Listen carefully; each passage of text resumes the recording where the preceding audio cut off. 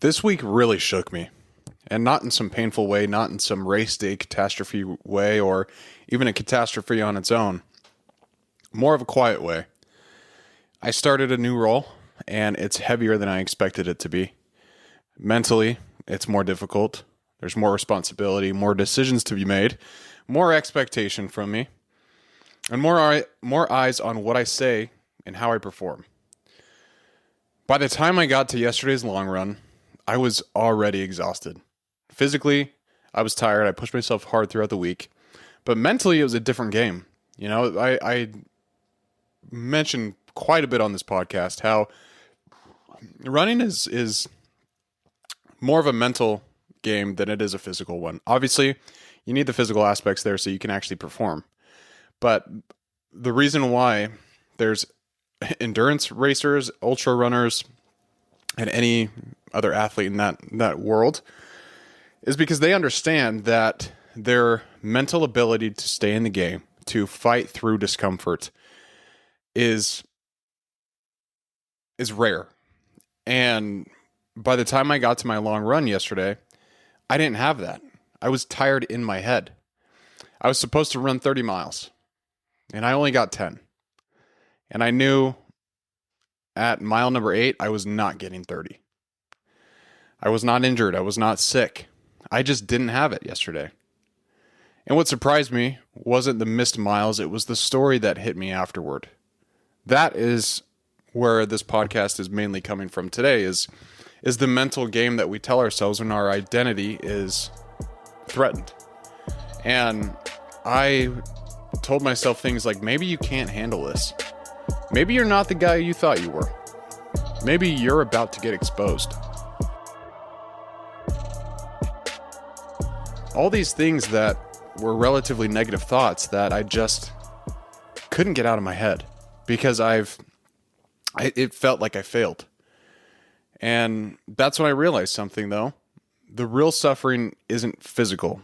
It's when your identity feels unstable. That's what it was for me.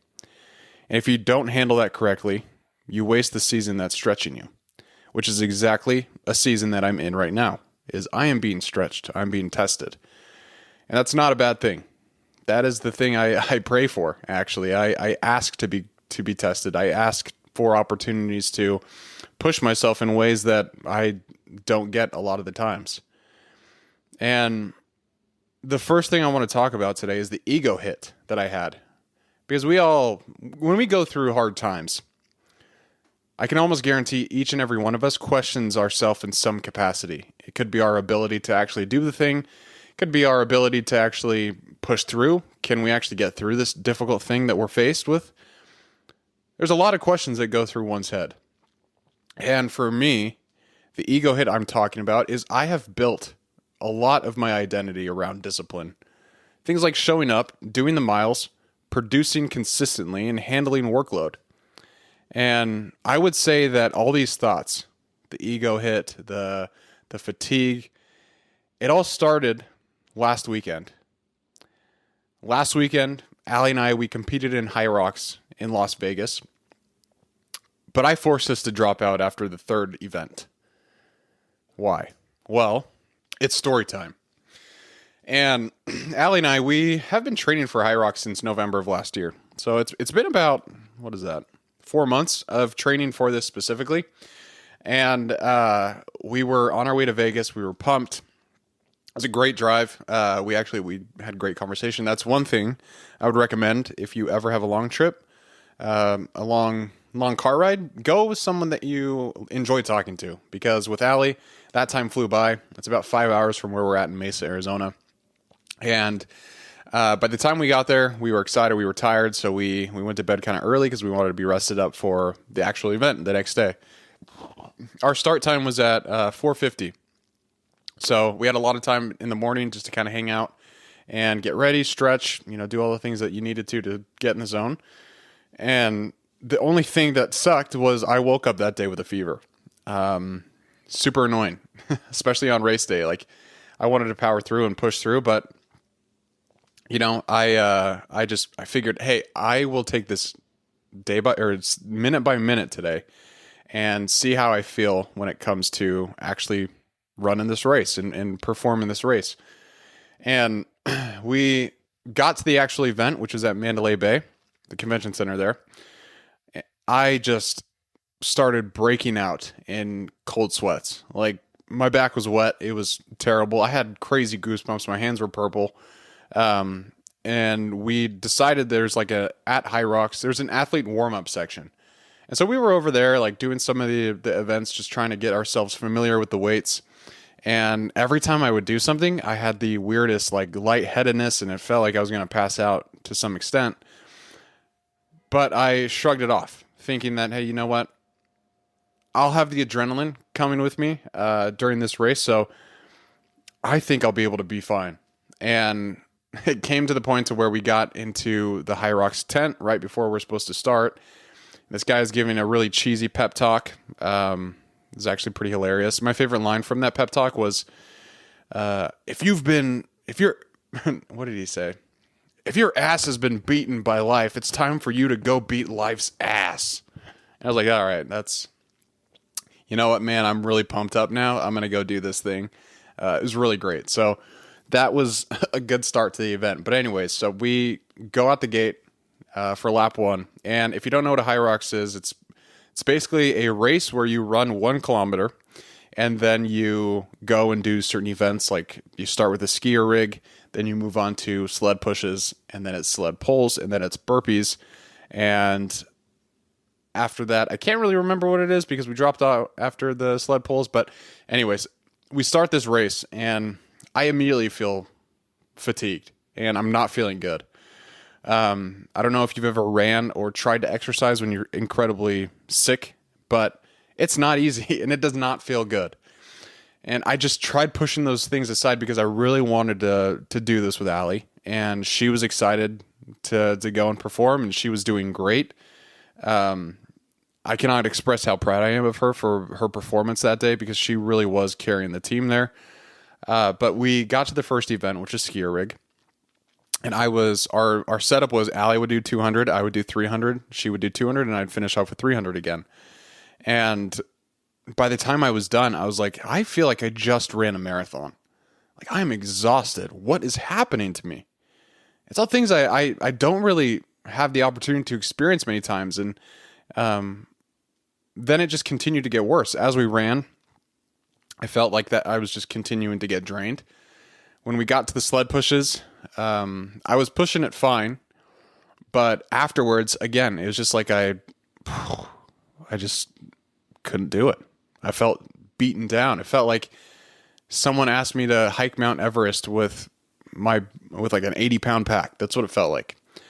And sled pushes were done. And I remember looking at Allie and saying, Allie, I do not know if I can keep going. I might have to stop. And she's like, just push through. Let's do one more. Let's do one more lap. Let's see how you feel. And if you still feel that way, then okay. And so we did exactly that. We ran one more lap. We got to the sled poles, and again, like, performed pretty well there. Our time wasn't too bad, but at the end, once we completed that event, I said, Al, I cannot do this. And that hurt. That hurt a lot because this was not Allie's decision. This was completely mine. And as a training partner with Allie, as someone who's competing in this race with her, I felt as if I let her down. I didn't feel that way. I know I let her down. And that stung. And after the race, it was almost the same kind of thing as what happened yesterday. But I told myself, like, am I not the guy that I think I am? I'm the guy who talks about getting after it, but when it comes to getting after it, can I actually do the thing? And that's why I was saying how, like, I tie a lot of my identity into discipline. And it's part of how I see myself. But this week, I'd get done with work and be mentally fried, which is not a good place to be. Like, when I'm done with work, I like to sit down, hang out with my wife, go do some things, maybe work on the podcast or read a book. But at the end of the day, I just didn't have energy for any of that stuff. I'd get ready for the gym, and I would just stare at my running shoes and have to force myself to get up and actually go. And there was no fire. I did not have an edge. And I just had cognitive exhaustion. That's really what it was. I was just exhausted. And I'm sure you've had times like that too. And when I stepped onto that long run, it felt heavier than it should have yesterday. But here's something important. When your mind is stressed, your body doesn't perform the way that you expect it to. This is a big learning point for me this week. And that is not weakness. That is physiology. Physiology. That's what it is. And it's interesting. I went and I read a bunch of stuff about, okay, when the brain is stressed, how does that affect the body? And your brain does not know the difference between mental fatigue and physical fatigue. It just is fatigue. And with that in mind, the entire week I was in the red. Like I was pushing, I was in the red. This new role is demanding a lot from me to be successful in. And I'm still new at it. I'm about 3 weeks in.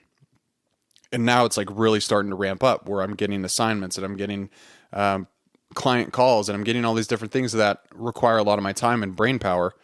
And so it is new to me. And with that in mind, yeah, of course I'm going to be a little bit more mentally fatigued because I haven't dealt with this thing before. I haven't dealt with the problems that I'm trying to solve at work. And I learned that with elevated stress, that leads to higher cortisol, which leads to poorer recovery, which leads to lower output. Your brain is an organ, and when it's overloaded, your performance drops. But in that moment, it does not feel like biology. It feels like failure. It doesn't feel like that's normal. It feels like you've let yourself down and that you are not who you say you are. And that's hard. So I think I just moved the camera. I hope it doesn't look too bad. My wife came in and set it up, so I may have just messed up her beautiful work. Your mind creates stories. It's really good at it. You know, you think of your imagination when you were a kid and you would go out in the yard and you'd pretend that you were fighting monsters with sticks and throwing rocks at tanks and random things. At least this is what I would do as a kid. I'd pretend I was a ninja, a Jedi, all these things, right?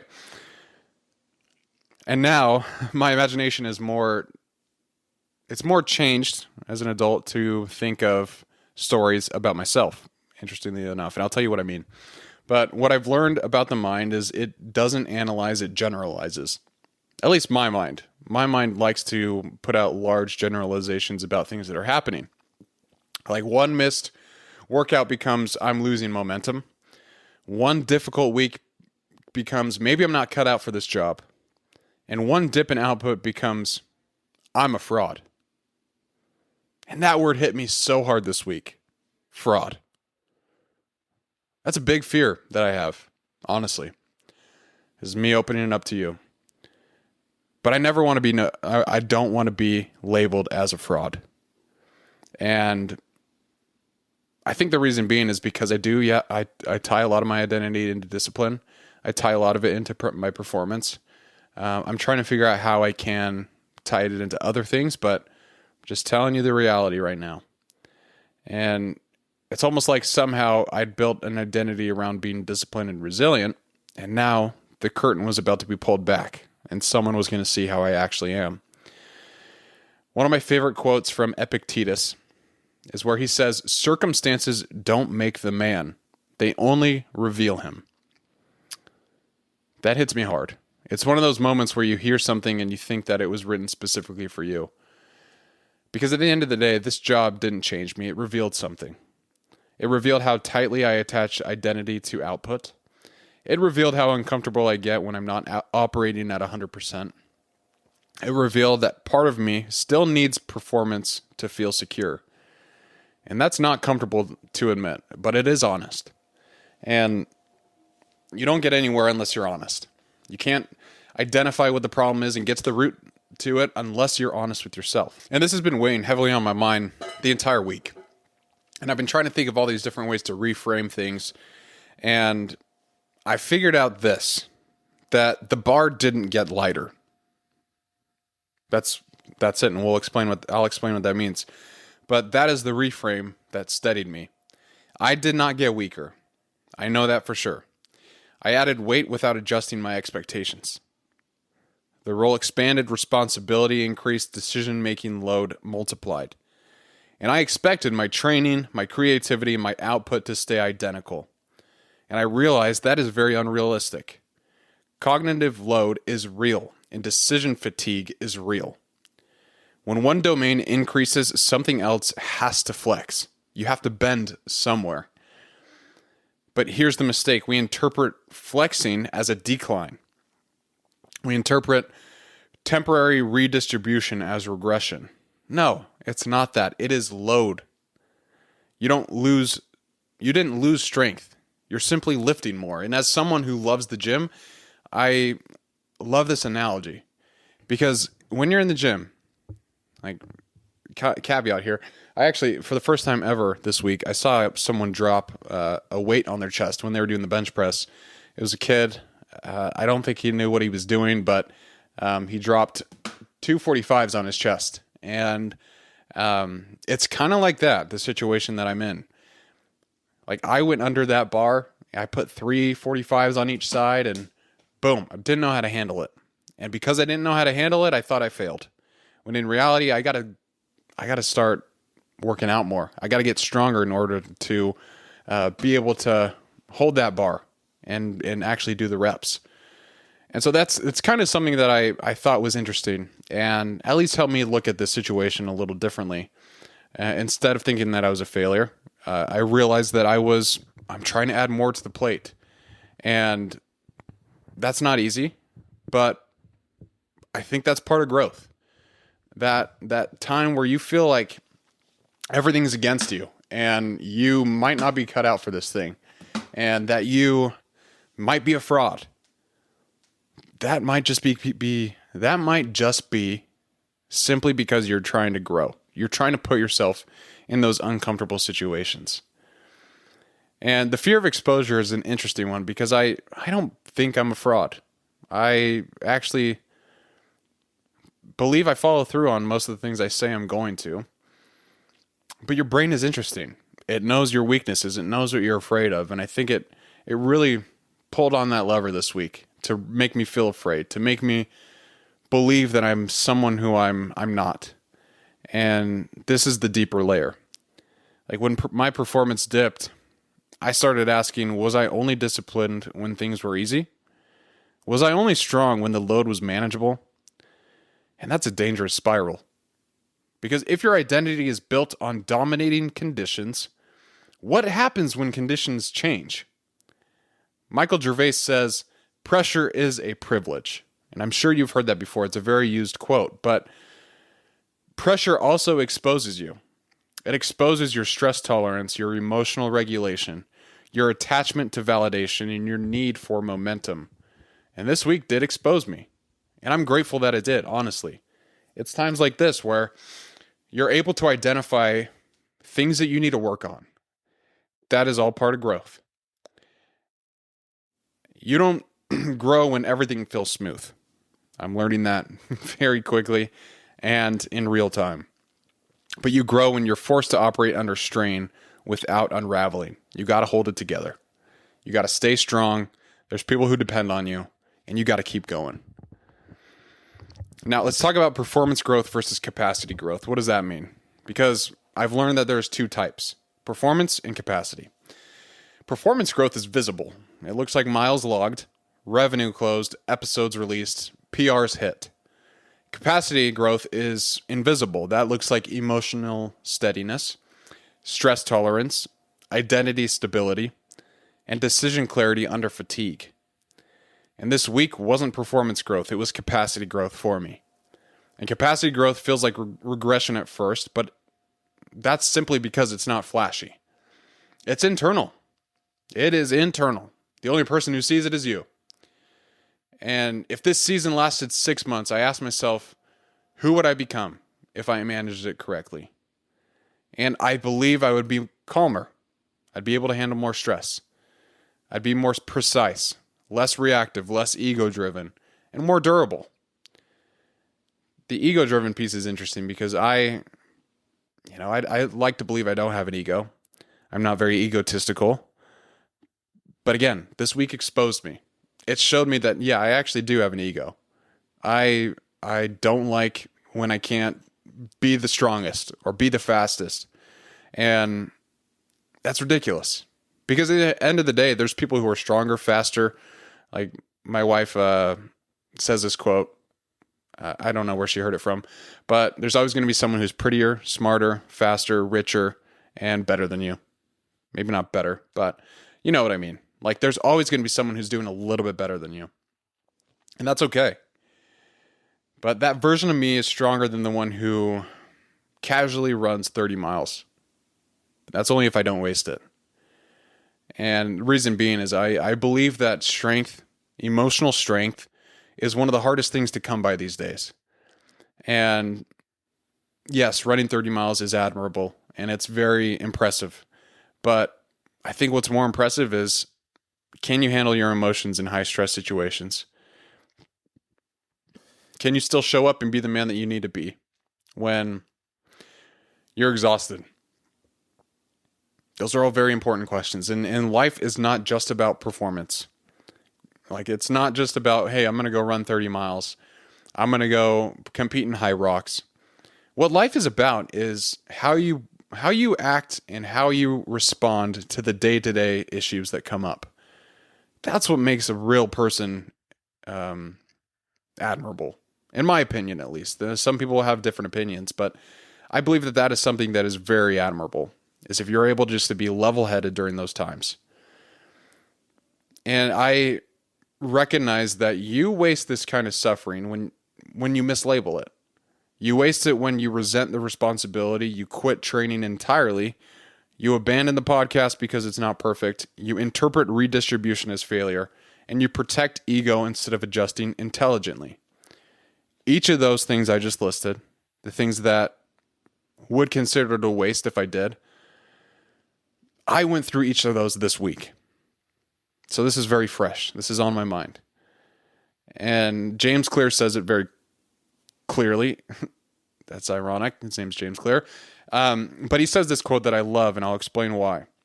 You do not rise to the level of your goals. You fall to the level of your systems. Under stress, motivation's gone. This is Brett now. Under stress, motivation's gone. But what's left is a system. If you don't adjust your system, stress will beat you. So you gotta plan accordingly. You gotta get ready for that moment. Now, if you're in a similar season to what I've been describing in this podcast, here's what to do. First, separate data from story. The data says that I ran 10 miles. The story tells me that I'm a fraud. You separate both of those. Instead, you should ask what actually happened. What meaning am I adding? That space, that's where your power lies. And Viktor Frankl says, between stimulus and response, there is a space. So your job is to guard that space. Make sure you're protecting it. Especially when things are hard, protect that space. That's important. You need that time to think, pause, and then decide on how you're going to progress or how you're going to continue. Adjust the load, not your identity. Maybe you don't run 30 miles, but maybe you run 8 to 12 consistently. You need to maintain rhythm.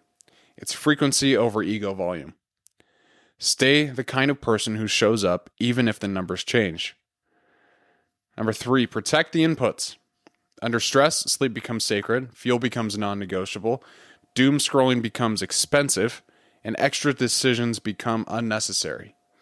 You cannot increase output while neglecting inputs. That's immaturity, and capacity growth requires stewardship. Number 4, define who you are at 60%. This is an interesting one. But who are you when you're not dominant?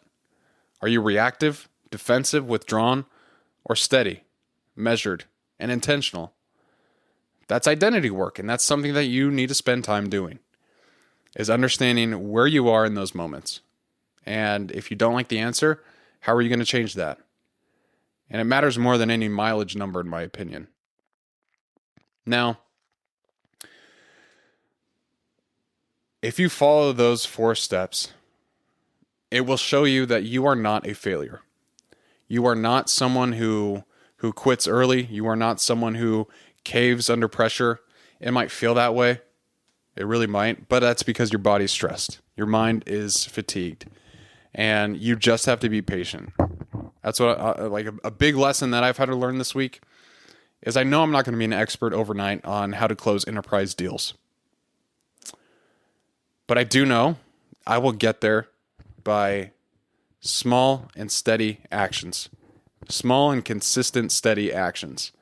Consistency is a big piece there.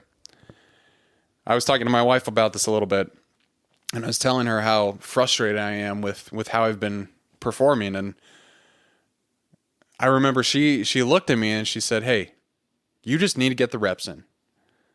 You know, you need more at-bats. I'm going to have some good pitches. I'm going to have some really bad pitches. But you learn from each of those opportunities. If you believe that you bombed a pitch, then go back and figure out what went wrong and how to avoid it next time. If you feel like you did really well in a pitch, do the same thing, but what went well and how can I replicate that for the next call?" And I just remember thinking first, wow, this woman is an angel and she understands me completely. And two, there's a lot of truth to that. Even with running, I didn't become an ultramarathoner overnight. It took years. It took me about 3 years to become an ultramarathoner. And, you know, that's just part of the process. I couldn't expect myself to go out and run 30 miles when the longest I had ran up to that point was 5. Doesn't add up. Doesn't make sense. Anyone who trains for a marathon or some other event like that understands that you need to really focus on the day by day, the actions that you perform day by day, and that consistency that follows. That's very important. And it's hard. It is hard. You know, everyone says that life is hard, but it's because of moments like this where you feel like everything is crumbling on you and you don't know how you're going to end up in this situation. You don't know what's going to happen. And I want to leave with a challenge. I want to leave you with a challenge because things are like this will happen in your life. And when they do, I want you to be prepared. Because this week did not break me. It wanted to, but it didn't. Instead, it revealed something. It revealed that I still tie identity to output. It revealed that I expect expansion to feel comfortable when that's not the case. It revealed that when the load increases, I default to self-doubt. But it also revealed this: I'm capable of stabilizing instead of spiraling. I'm sitting here, much more calm, being able to explain to you what I went through because I took the moment to stabilize myself instead of spiraling. I could have let my brain tell me all kinds of stories. I could have really been in a bad spot. But I didn't want to get there. And I knew that there was a danger if I let myself do that.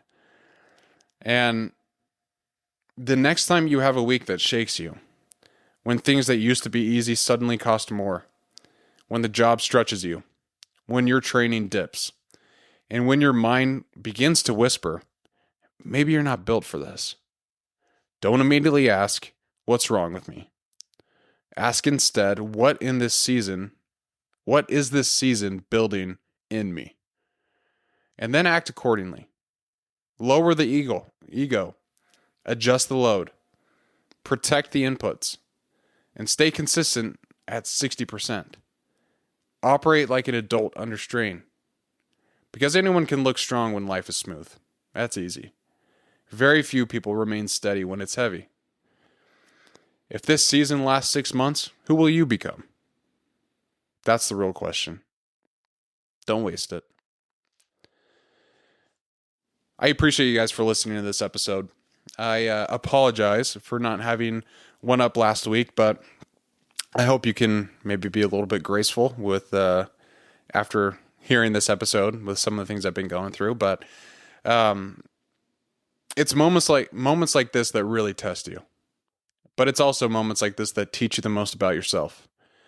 And I'm not through it. I'm not through this difficult season yet. In fact, I think I'm just at the tip of the iceberg. But I after that last week, I know what's coming, and I'm going to prepare accordingly for it. And when things don't go well, I'm not going to spiral. I'm going to try and reframe my experiences. But really appreciate you guys for listening. Sorry, I'll wrap up now. But I do genuinely appreciate you all for listening to the show. It means a lot. And I keep going because of you guys. I keep doing Getting After It because I know that there's some lesson out there that might help one person. And I appreciate that. And if this helped at all, please feel free to share it with someone who might be going through a hard time, who might be adjusting, who might be under a lot of pressure. Send it to that person. And if it helped you at all, please leave a rating on Apple Podcasts or Spotify. That helps the show grow, helps it gain a little bit more visibility in the algorithm and get pushed out to more people. But really, Getting After It is not just about physical performance. It's about the day-to-day struggles. It's about how you manage stress, how you show up when everything seems like it's falling apart. That's what's important. So thank you guys so much for listening. And until next episode, everybody, keep getting after it.